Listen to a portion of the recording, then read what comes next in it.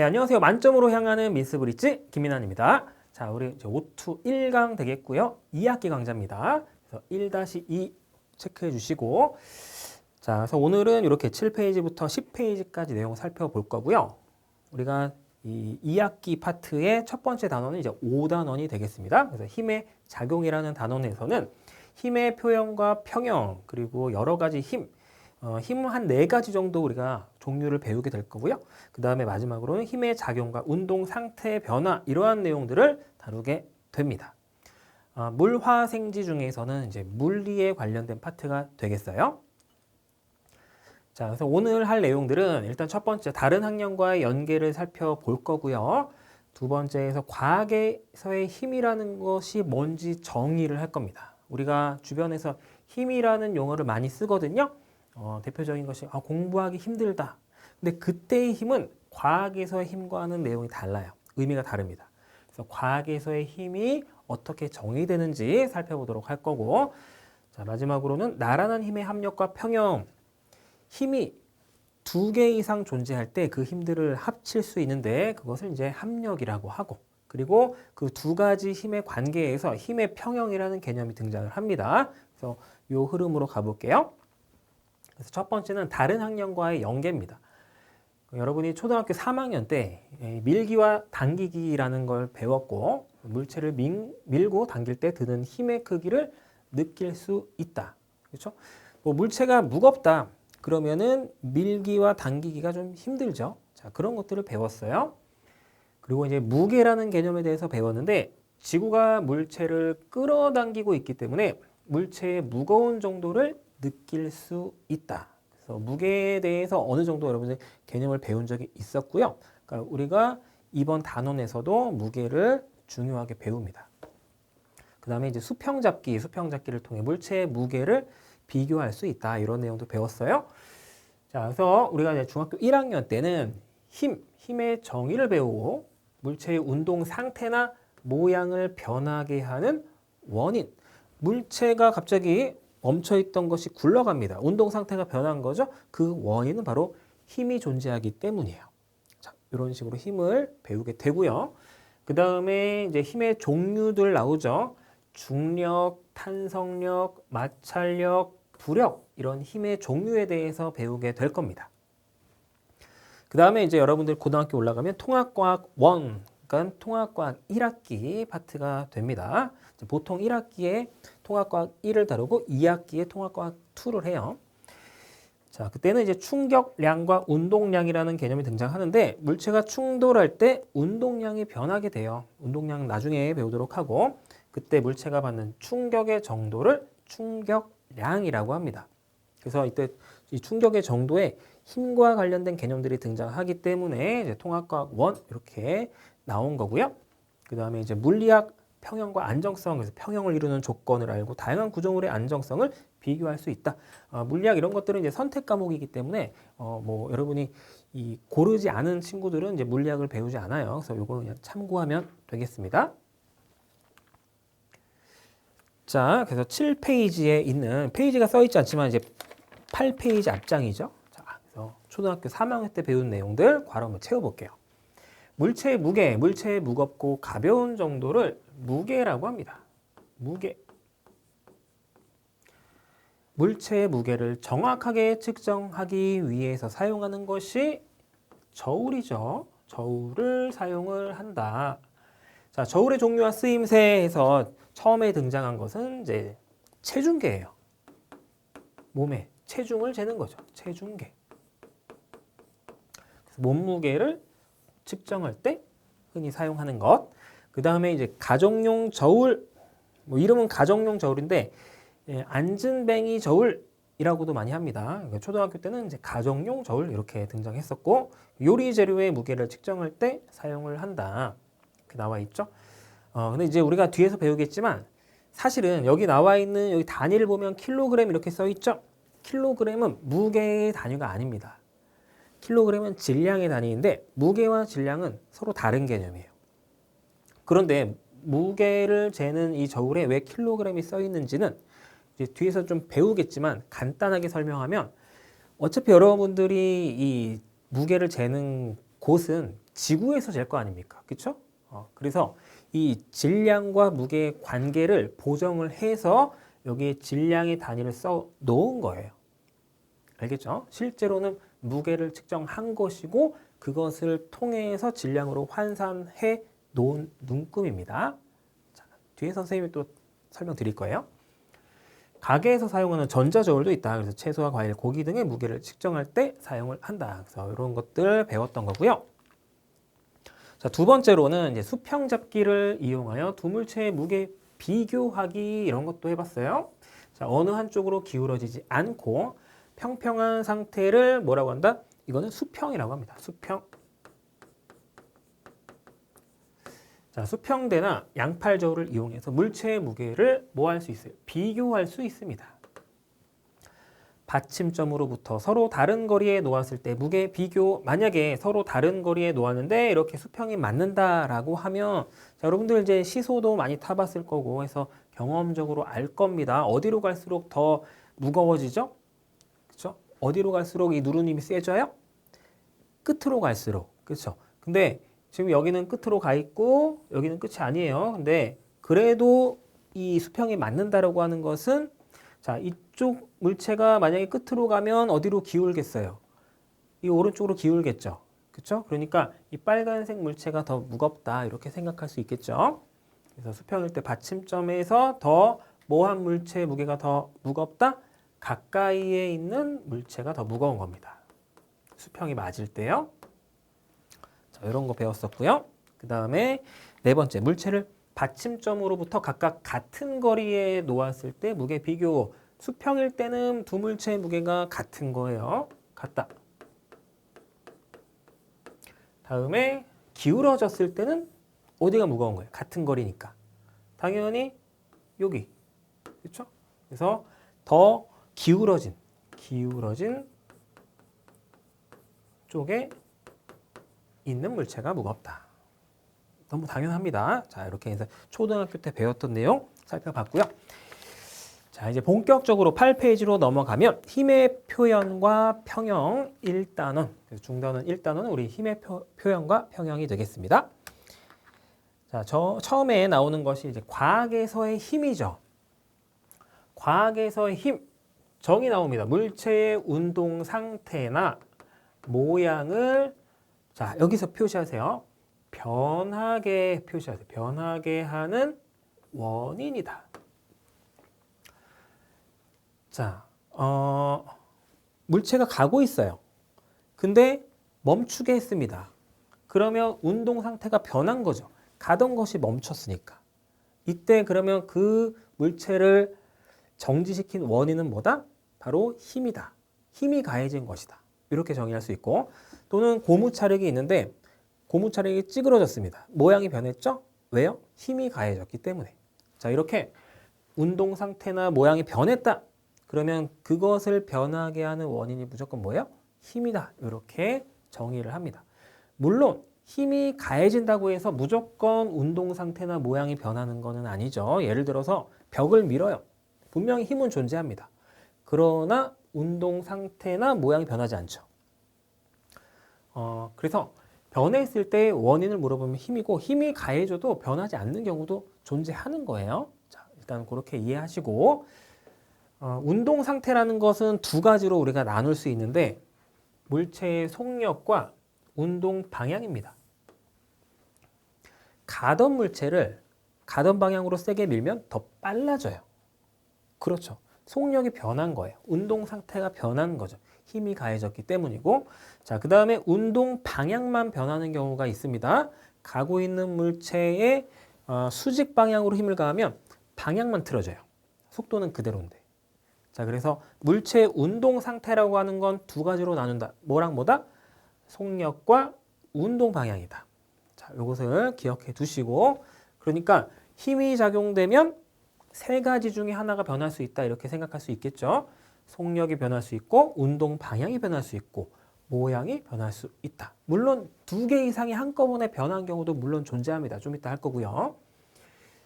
자, 이렇게 되고 그러면 이제 과학에서 힘이 아닌 경우들도 있겠죠. 공부하기 힘들어 할 때는 그 힘은 과학에서의 힘이 아니고 그렇죠? 그리고 너무 달렸더니 힘들다. 이때도 과학에서의 힘의 용어가 아니고요. 그리고 예를 들어서 나는 힘이 있는 사람이 되고 싶어. 그것도 과학에서의 힘은 아니죠. 그래서 힘은 다양한 의미로 사용이 되는데 여기서 중요한 것은 과학에서의 힘을 고르는 겁니다. 아시겠죠? 자, 힘의 단위 뉴턴을 사용하고요.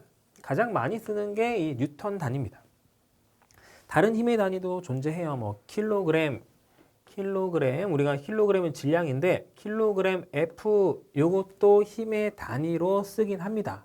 실제로 여러분이 몸무게를 재잖아요. 만약에 60kg이다. 그건 사실은 60kg이 아니고 60kg 힘이에요. 이거 힘이라고 있습니다. F라고 있지 않고 킬로그램 힘. 아시겠죠? 원래는 그렇게 되는 거예요.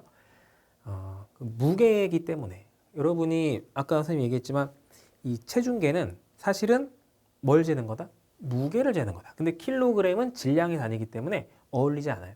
그래서 킬로그램 힘을 쓰는 것이 과학적으로는 맞습니다. 근데 우리가 일상적으로 사용할 때는 그냥 편하게 쓰는 거죠. 자, 힘의 측정 방법, 용수철 저울이나 힘 센서 등을 이용한다라고 했는데 이제 용수철 저울은 뒤에 우리 교재에 나오겠지만 이렇게 생겼어요. 그래서 이렇게 잡아당기면 이 눈금이 이렇게 내려갑니다. 그래서 그 눈금에 해당하는 것을 읽어주면 그때 몇 뉴턴이 작용했다라는 것을 우리가 확인할 수 있고요. 그 다음에 힘 센서도 비슷하게 생겼는데 여기는 이제 용수철이 없기 때문에 실제로 뭔가 늘어나진 않아요. 안에 이제 센서가 있어서 측정이 됩니다. 그래서 이것보다는 조금 더 업그레이드된 형태죠. 눈금 여기는 눈금을 읽어야 되지만 여기는 이렇게 딱 뜨는 거예요. 숫자가 뜹니다. 그래서 그 숫자를 읽어주면 된다. 그래서 용수철 저울과 힘 센서 등을 이용을 한다. 자, 뉴턴은 당연히 여러분도 알겠지만 이제 과학자의 이름이죠. 보통 단위라는 것은요. 단위를 쓸 때는 자, 센티미터 어떻게 써요? 센티미터. 대문자로 쓰지 않죠. 단위는 소문자로 쓰지만 사람의 이름에서 따왔을 때는 대문자로 쓰는 그 규칙이 있어요. 그래서 여러분이 이 n을 대문자로 쓰셔야 됩니다. 참고하시고 자, 넘어가요. 자, 세 번째 힘이 작용하여 나타나는 현상에서 아까 힘이 작용하면 운동 상태나 모양이 변한다라고 했죠. 자, 그걸 이제 케이스로 나눈 거예요. 만약에 물체의 운동 상태가 변한다. 자, 정지해 있는 창문을 밀면 창문이 움직여요. 정지 상태였다가 움직이니까 운동 상태가 변한 것이죠. 특히 이제 속도가 변했다, 속력이 변했다라고 볼 수 있어요. 속력과 속도를 중학교 수준에서는 구분하지 않습니다. 그래서 선생님이 속력이 변했다, 속도가 변했다 이렇게 같이 쓸 건데 여러분 그냥 신경 쓰지 않고 이해하시면 돼요. 자, 굴러가던 공이 멈춘다. 가던 공이 멈췄어요. 속력이 변한 거죠. 자, 그래서 운동 상태가 변했다 이렇게 볼 수 있고 사과가 나무에서 떨어진다. 정지해 있던 것이 움직이니까 운동 상태가 변한 거죠. 자, 물체의 모양이 변화되는 케이스들 색 점토를 잡아당긴다, 고무줄을 느린다, 종이를 찢는다 이런 것들은 물체의 모양이 변화된 케이스다. 자, 운동 상태도 변하고 모양도 변하는 경우가 마지막 케이스에 있습니다. 운동 상태와 모양이 모두 변하는 경우. 공을 세게 차거나 친다. 공을 세게 차거나 치면은 순간적으로 공이 찌그러지면서 나아가죠. 그래서 운동 상태와 모양이 모두 변한다. 그 다음에 자동차가 벽에 부딪히면 멈춘다. 부딪히면 멈출 때도 일단 멈췄으니까 운동 상태 변한 건데 찌그러지잖아요. 그러니까 모양도 변한다. 자, 이렇게 해서 생각해 주시면 됩니다. 어렵지 않죠? 힘의 개념 어렵지 않습니다.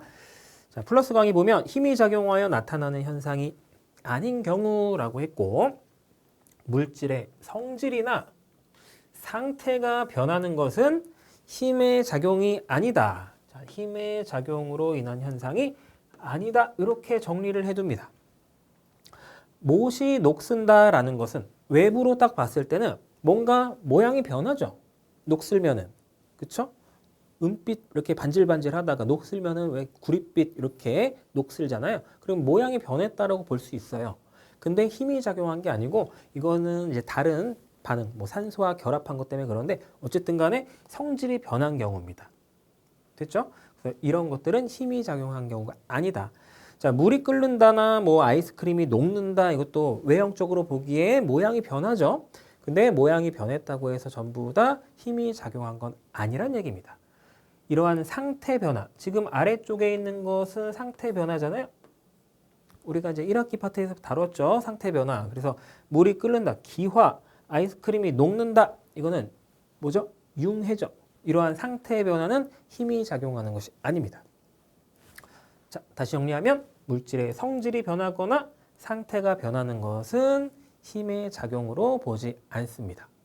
자, 됐고요. 자, 두 번째 힘의 표현. 힘을 이제 표현해야 되는. 왜냐하면 힘은 보이지 않잖아요. 그래서 표현으로 약속을 하는 건데 이렇게 화살표로 그려서 약속을 합니다. 자, 힘이 작용하는 지점, 그 다음에 힘의 방향, 그 다음에 크기를 힘의 3요소라고 해요. 힘의 3요소 보면 힘의 작용점, 힘의 방향, 힘의 크기, 그렇죠? 이것을 힘의 3요소라고 합니다.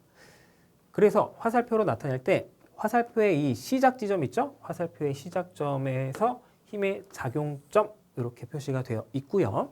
그러니까 여기에서 힘을 작용한 거예요. 여기에 힘을 작용한 거죠. 그 다음에 힘을 가한 방향은 화살표의 방향으로 나타냅니다. 쉽죠? 제일 중요한 것이 뭐냐면 힘의 크기예요. 이 세 가지 중에서 힘의 크기가 가장 시험 문제에 많이 나옵니다. 화살표의 뭘로? 길이로 표현한다.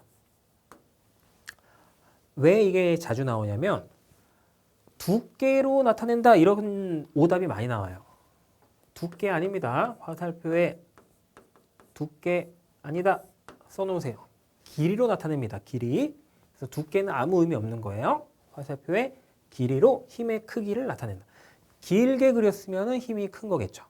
그래도 짧게 그렸으면 힘이 약한 거고 그렇게 되는 거예요.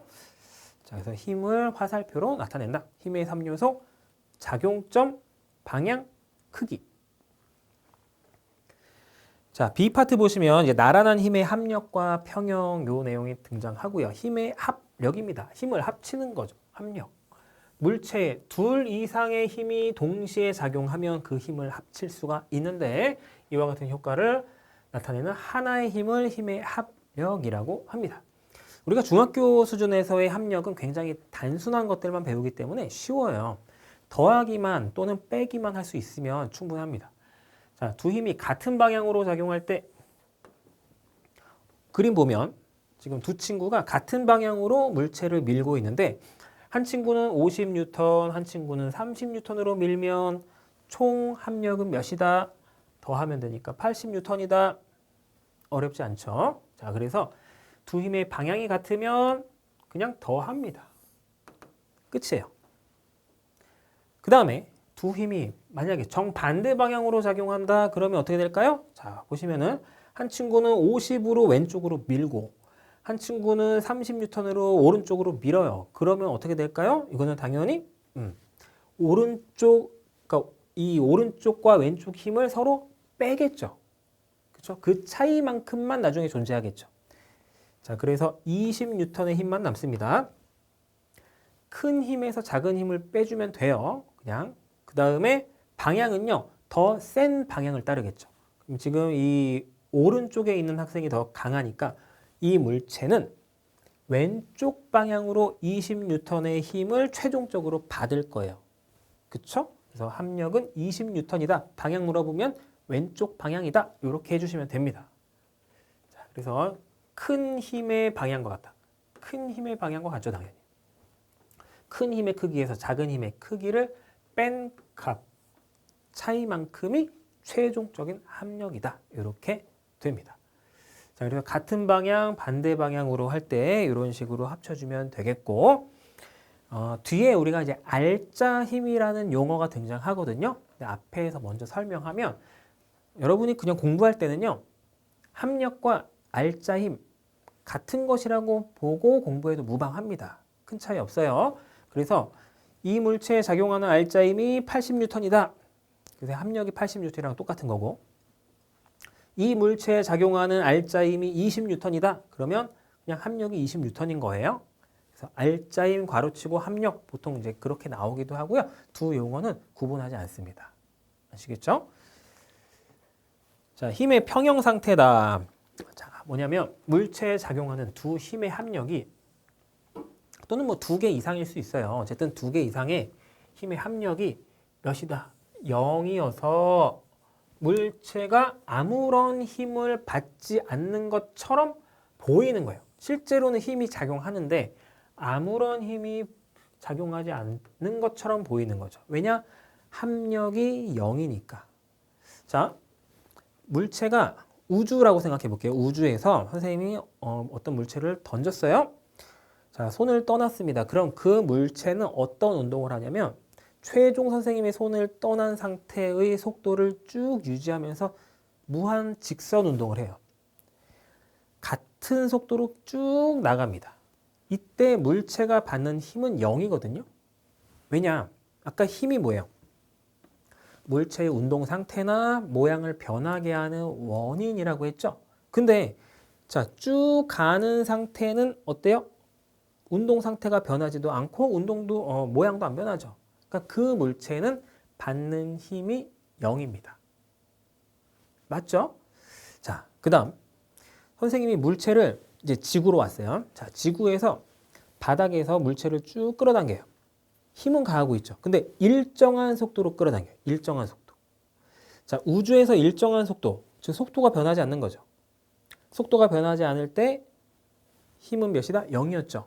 그럼 바닥에서 선생님이 물체를 끌어요. 일정한 속력으로. 물체가 속력이 안 변해요. 운동 상태 안 변하죠. 모양도 안 변해요. 그러면 그 물체에 작용되는 힘은 몇이에요? 0이에요. 분명히 선생님이 끌어당기고 있는데 0이죠. 왜냐? 끌어당기고 있지만 바닥과의 마찰 때문에 상쇄가 돼서 최종적인 합력이 0인 겁니다. 이해될까요? 우리 물리 파트가 눈으로 이 힘들이 보이지 않기 때문에 좀 이해가 어려울 수 있는데 차근차근 선생님이 이제 예시를 들어 드릴 테니까 그 예시들을 차근차근 이해해가면 좋겠습니다. 자, 방금처럼요. 지면에서 물체를 끌어요. 그러면 선생님이 가한 힘은 존재해요. 분명히 존재하죠. 근데 이 물체의 속력, 운동 상태가 변하지 않았죠. 모양도 안 변하고 그러면 힘이 몇이라고요? 0이에요. 왜요? 다른 힘이 존재한다라는 거예요. 그래서 그 힘과 선생님의 힘의 합력이 몇이다? 0인 것이다. 그래서 아무런 힘을 받지 않는 것처럼 보이는 것이 힘의 평형이다라는 거예요. 조금 더 정리해 볼게요. 물체에 작용하는 두 힘이 평형을 이루는 조건, 이 조건이 굉장히 많이 나와요. 자, 그래서 두 힘의 크기는 같고 두 힘의 크기는 같아야 됩니다. 선생님이 50으로 끌었어요. 근데 일정한 속력이에요. 그러면 반대쪽으로 얼만큼의 힘이 작용할까요? 50입니다. 같아야 돼요. 크기는 같고 방향이 반대. 그렇죠. 아까 같은 방향으로 끌면 더 힘이 추가가 되는 거잖아요. 방향이 반대여야 됩니다. 두 힘이 상쇄가 돼야 돼요. 없어져야 됩니다. 두 힘이 서로. 자, 그 다음에 일직선상에서 작용해야 돼요. 일직선상에서. 자, 상자를 이렇게 하나 그렸습니다. 상자를. 됐죠? 만약에 그러니까 지금 이 조건을 선생님이 다 적용해서 그림을 하나 그려볼게요. 일단 일직선상에서 작용점 아까 있었죠. 힘이 작용하는 지점이 일직선상이어야 돼요. 여기 가운데의 점을 이렇게 일직선을 이렇게 표시해 볼게요. 자, 일직선입니다. 맞죠? 한 명이 여기를 이렇게 끌어요. 한 명이 여기를 이렇게 끌어요. 그 다음에 이 크기가 서로 이제 같다라고 볼게요. 예를 들어서 10N이다. 그쵸? 그러면 두 힘의 크기가 같고요. 방향이 반대고 일직선상에서 작용하죠. 그러면 이때 이 물체가 받는 힘의 합력은 몇일까요? 0이라고 답을 하는 겁니다. 자, 이해됐죠? 자, 그렇게 되고 일직선상에서 작용해야 된다는 조건을 왜 붙냐면 이거예요. 지금 작용점이 서로 달라요. 맞죠? 한쪽은 이쪽, 이 물체의 왼쪽 면이고 이 작용점은 오른쪽 면이죠. 그럼에도 불구하고 일직선상에 있기 때문에 이게 합력이 0이 될 수 있는 거고 만약에 자, 요건 이제 조금 어려운 개념인데 일단은 자, 어쨌든 이 개념을 정확하게 이해하는 것이 중요하니까 만약에요. 여러분 이렇게 있고 여기를 10N으로 잡아당기고요. 여기를 이렇게 10N으로 잡아당겨요. 크기는 같은 거죠. 반대 방향이죠. 왼쪽 오른쪽이니까. 근데 이때 어떻게 될까요? 한번 상상을 해보세요. 공중에 어떤 물체가 있고 위쪽을 잡아당기고 아래쪽을 잡아당기고 그러면 하나 둘 셋 하면 회전을 하겠죠. 자, 이해될까요? 그 회전을 막기 위해서 이 조건이 필요한 겁니다. 일직선상에서 작용한다. 자, 그렇게 정리해 두세요. 자, 그래서 일직선상에서 작용해야 회전조차 하지 않고 딱 힘의 합력이 이제 0으로 아무 일이 일어나지 않습니다. 그래서 등장한 조건이고요.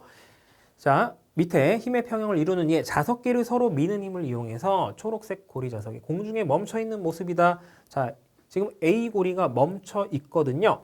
A에 작용하는 힘은 자, 지구기 때문에 항상 지구가 당기는 힘을 받습니다. 뒤에서 이것을 우리가 중력이라고 정의해요. 지구가 잡아당긴 힘이 존재하는데도 불구하고 아래쪽으로 가지 않는 이유는 그 힘과 똑같은 크기의 반대 방향의 힘이 존재하기 때문이죠. 즉, B가 A를 밀어내는 힘. 자석이니까 밀어내는 방향으로 이렇게 세팅을 한 거죠.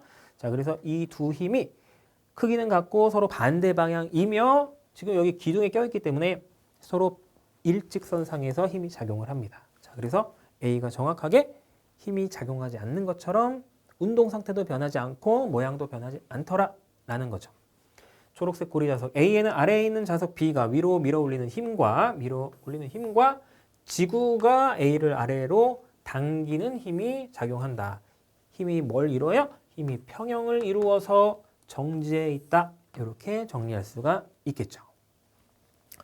자, 넘어가고 자, 뒤로 넘어갑니다. 이제 10페이지로 넘어가서 자, 물체에 나란하게 작용하는 힘의 합력 구하기. 자, 여기 이제 나란하게라고 표현했죠. 나란하게 우리가 방금 전에 8페이지에서 했던 여기 잠깐 앞으로 가면 일직선상에서 작용한다. 이것을 나란하게 작용한다. 나란하게라고 표현할 수도 있어요. 같은 의미입니다. 일직선상 나란하게. 자, 표시해 주시고 넘어갈게요. 자, 물체에 나란하게 작용하는 두 힘의 합력 구하는 방법. 두 힘이 같은 방향으로 작용할 경우. 자, 우선은 여기에서 둘 다 오른쪽 방향으로 힘이 작용하고 있죠. 선생님이 아까 회전 얘기했는데 중학교에서 회전은 안 배웁니다. 그렇기 때문에 여러분이 그냥 쉽게 오른쪽 방향인지 왼쪽 방향인지만 보시면 돼요. 알겠어요? 지금 둘 다 오른쪽 방향이기 때문에 그냥 같은 방향이다. 나란하지 않고 일직선상이 아니어도 그냥 오른쪽 같은 방향이면 합쳐주면 된다는 얘기예요. 모는 종이 눈금 한 칸이 1N으로 약속을 한 겁니다. 자, 합력의 방향 A 오른쪽, B 오른쪽. 그래서 합력의 방향은 오른쪽이 된다. 오른쪽으로밖에 없으니까. 자, 합력의 크기 두 칸이니까 2N이죠. B는 4N이에요. 그래서 합력의 크기를 구하면 그냥 더해주면 된다. 그래서 6N. 그래서 합력의 방향 오른쪽, 합력의 크기는 6N이다. 자, 이렇게 답하면 되겠고요. 자, 어렵지 않죠. 자, 그다음에 두 번째. 두 힘이 반대 방향으로 작용할 경우. 그러면 어떻게 하면 될까요? 그렇죠. 큰 힘의 방향을 따르겠고요. 큰 힘만 작용할 때보다 A가 존재하면 이 큰 힘이 어떻게 되는 거예요? 상쇄가 되겠죠. 그래서 자, 4칸짜리 힘인데 2칸만큼 왼쪽으로 상쇄, 지워지는 효과가 있으니까 결국에는 오른쪽으로 2칸만큼의 힘만 남겠죠. 자, 그래서 일단 비교부터 하면 B가 세다. 센 방향의 방향을 따릅니다. 그래서 합력의 방향은 B의 방향과 같다. 오른쪽이다. 이렇게 답변할 수 있겠고 합력의 크기는요. 4에서 2를 뺀 거죠. 그래서 2N만큼이다. 이렇게 답하면 됩니다. 두 칸이죠. 두 칸이니까 2N. 자, 이번에는 물체에 나란하게 작용하는 세 힘의 합력 구하는 방법. 자, 세 힘 이상의 합력 구하는 방법인데 여러분이 그냥 스텝 1, 2 꼭 순서를 지켜야만 되는 건 아닙니다. 근데 스텝 1처럼 이렇게 같은 방향을 먼저 해결하면 그래도 조금 더 쉽다라는 거죠. 다른 방향의 힘 합해도 상관없습니다. 여러분이 더하기 빼기도 뭐 빼기 먼저 해도 상관없듯이 똑같은 거예요. 더하기 빼기니까. 같은 방향으로 작용하는 힘들의 합력. 그러니까 BC를 먼저 합한다라는 거예요. 그러면은 6칸짜리의 힘이 이렇게 되겠죠. 자, 그래서 왼쪽 방향으로 작용하는 거는 3N, 3칸이니까 오른쪽은 몇이에요? 지금 6N 이제 이렇게 남아 있는 거죠. 스텝 2는요. 이제 이 두 힘을 합치는 거죠. 전체 합력을 구한다. 그래서 지금 BC의 합이 더 컸죠?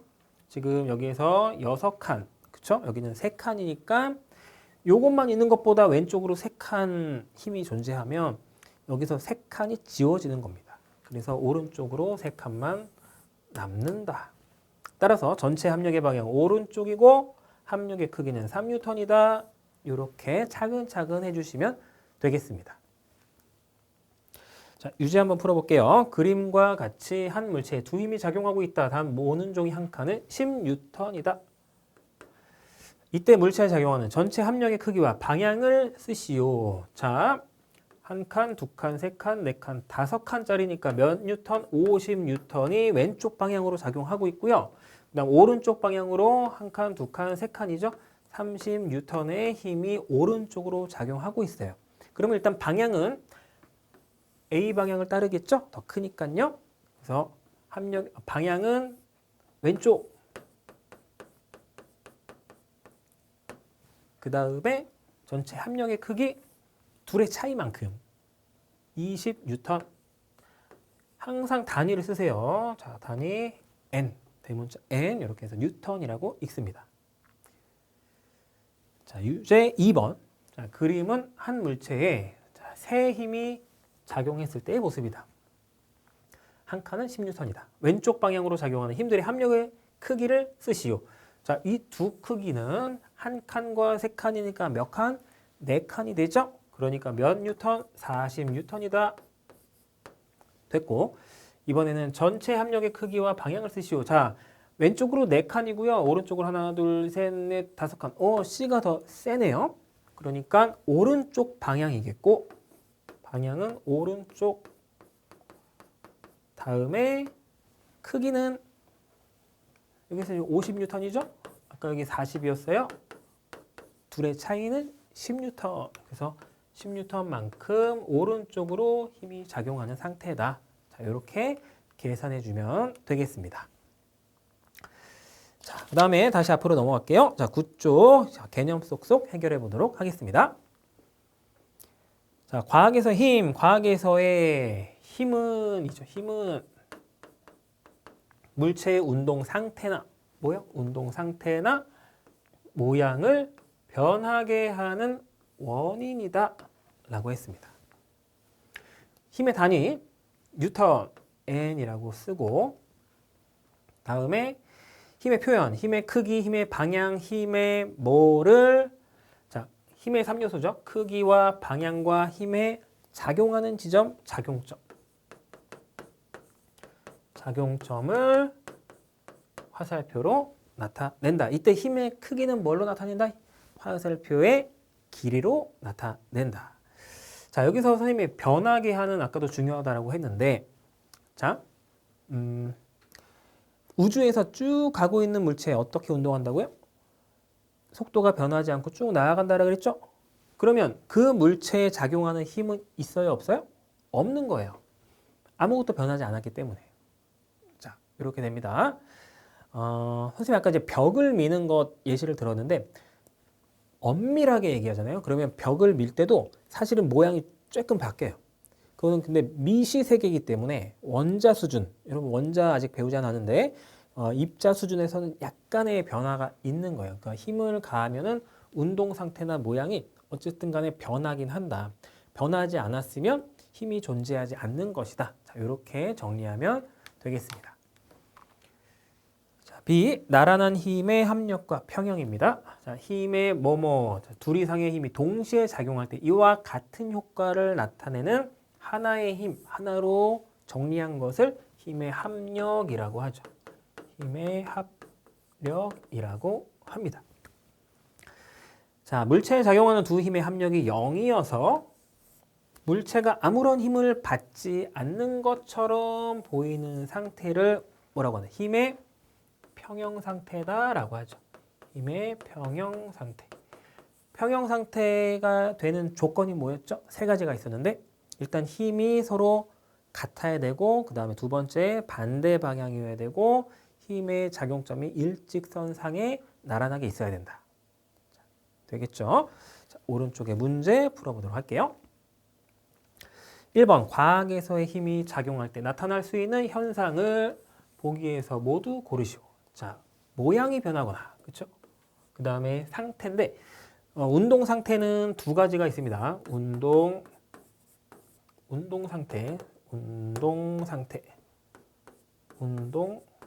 상태라는 것은 두 가지죠. 속력이나 또는 운동의 방향이다. 운동 방향. 자, 정리해 두시고 그래서 빠르기가 변한다. 속력이 변하는 거죠. 맞고요. 질량이 변하진 않아요. 자, 질량이 변하지 않는다. 가벼워지거나 무거워지진 않죠. 운동 방향이 변한다. 그래서 니은, 리을은 뭐가 변하는 것? 운동 상태가 변하는 것. 자, 이렇게 정리를 해두시면 좋겠습니다. 자, 그래서 기역, 니은, 리을 답이 되겠고요. 자, 2번 힘을 화살표로 표현을 하죠. 이때 화살표의 시작점이 뭐죠? 자, 이렇게 화살표를 그린다라고 했을 때 여기가 시작점입니다. 이때 힘의 작용점이고요. 작용하는 지점. 화살표의 길이를 힘의 크기, 그죠? 힘의 크기. 그 다음에 화살표의 이 방향을 힘의 방향으로 나타내는 거죠. 힘의 방향으로 하여 나타낸다. 정리해봤고, 자, 3번. 오른쪽 그림은 어떤 힘을 화살표로 나타낸 것이다. 화살표가 나타나는 힘의 방향과 크기를 쓰시오. 단 모는 종이 한 칸은 10N이다. 조건을 놓치면 안 되겠죠? 자, 여기서 또 조건이 뭐가 있냐면 이 방위 표시가 있습니다. 이때는 이 방위 표시대로 답을 하셔야 돼요. 무슨 말이냐? 오른쪽이다 라고 쓰면 안 됩니다.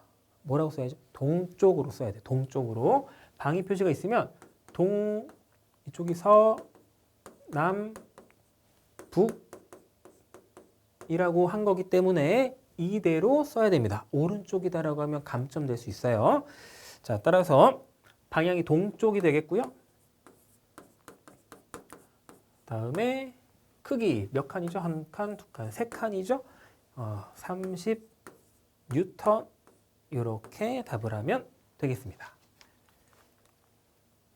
자, 4번 한 물체에 4N과 2N의 두 힘인데 같은 방향으로 작용한다라고 했어요. 그냥 더해주면 되겠죠. 4, 2 더하면 6N. 쉽습니다. 자, 5번. 오른쪽 그림과 같이 한 물체에 300과 500의 힘이 작용해요. 자, 오른쪽으로 강한 힘이 작용하고 있기 때문에 일단 방향은 강한 힘을 따라갑니다. 오른쪽으로 가죠. 근데 오른쪽과 왼쪽 서로 다른 방향이기 때문에 힘이 상쇄가 되면서 얼마큼만 남아요? 200N만 남는 거죠. 그렇죠? 500 빼기 300 이렇게 식을 세우면 되겠죠? 그래서 힘의 크기와 방향. 자, 6번. 물체에 나란하게 작용하는 두 힘이 평형을 이루는 조건입니다. 평형을 이루는 조건. 힘의 평형이라고 하는 것은 합력이 0이어서 마치 힘이 작용하지 않는 것처럼 보이는 상태예요. 자, 이때 두 힘의 크기가 뭐 해야 된다? 같아야 된다. 그 다음에 방향은 반대여야 한다. 그리고 여기 나란하게 작용해야 한다. 또는 일직선상으로 작용해야 한다. 기억나시죠? 자, 이렇게 해서 힘의 평형까지 우리 정리해 보았습니다. 네, 오늘 그래서 과학에서의 힘 그리고 나라는 힘의 합력과 평형에 대해서 우리가 공부해 봤고요. 처음으로 등장한 개념들이 몇 개 있었죠. 그래서 여러분들이 오늘 이제 내공 코너에서 여러분이 공부한 내용들 중에서 생각나는 또는 여러분이 중요하다고 생각하는 내용들을 여러분의 용어로 수강 후기 게시판에 올려주시면 선생님이 읽고 피드백 드리도록 하겠습니다. 자, 오늘 수고 많았고요. 자, 다음 시간에 내신 쑥쑥 문제 꼼꼼하게 풀어보고 만나도록 하겠습니다. 수고했습니다.